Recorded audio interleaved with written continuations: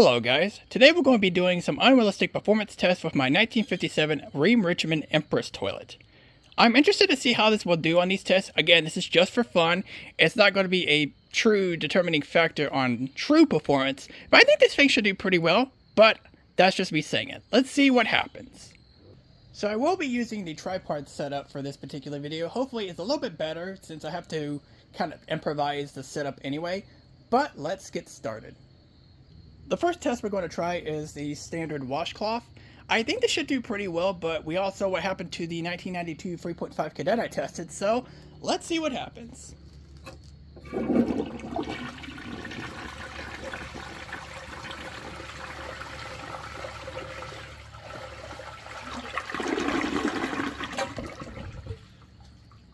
Well, it took it like it was nothing. Pretty good. The next test we're going to try is a plastic bag.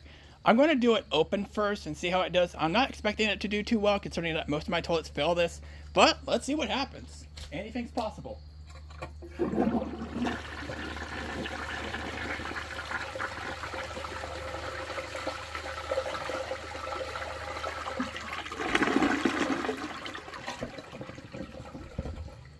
Wow. This is my first ever toilet that passed an opened up bag. Most of my toilets fail that, so that is kind of impressive that even though it did air up towards the end, it still went for like nothing. Impressive. The next test we're going to try is both the washcloth and the plastic bag. This could go either way, so let's see what happens.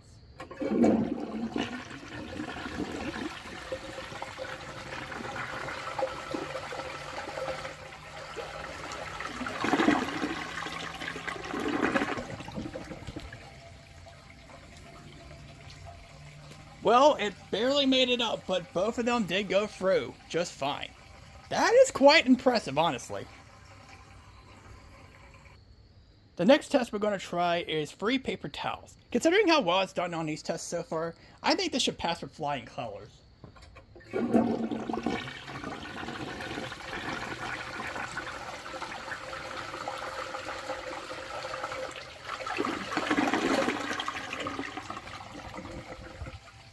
Passed like it was nothing. Next test we're going to be trying is 25 feet of 2-ply. The classic bruh special, as I call it. Let's see what happens. Considering how well it's done so far, I think this should pass with no problem.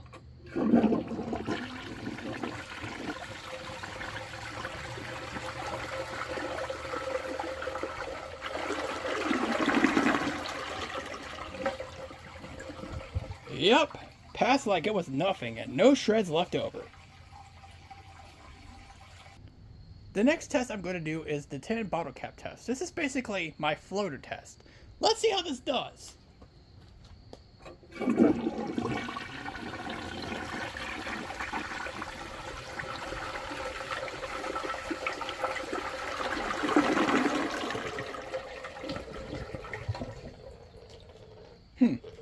Well, I was expecting a little bit better than that, but it got everything else out. It just left that one behind. Let's see. 1, 2, 3, 4, 5, 6, 7, 8, 9. Well, I guess I found its stopping point. Floaters. I'd expect it to do a little bit better than this, but then again, this is BottleCaps, so it's a little bit unrealistic.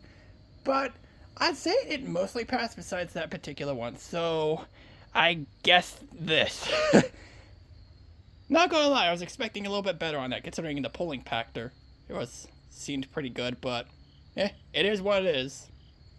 I've pretty much retired this test, but I figured I'd bring it back for one more video. I'm only going to be doing 2 masks, though, so let's see what happens.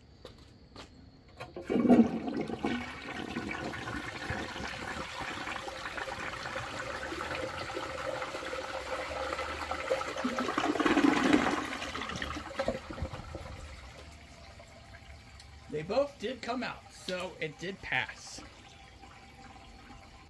Overall, even though this was just a just for fun video, I am super impressed with how this thing did. Like, the only test I think it could have done a little bit better in, but mostly did pretty well, was the floater test. It only left one behind, which I've definitely seen a lot worse than that, trust me.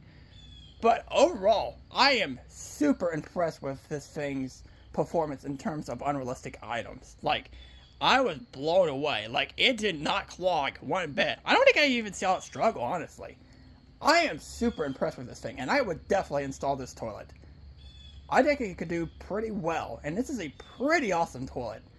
Definitely one of a kind. But anyway, I hope you guys enjoyed this video, and I'll see you guys next time.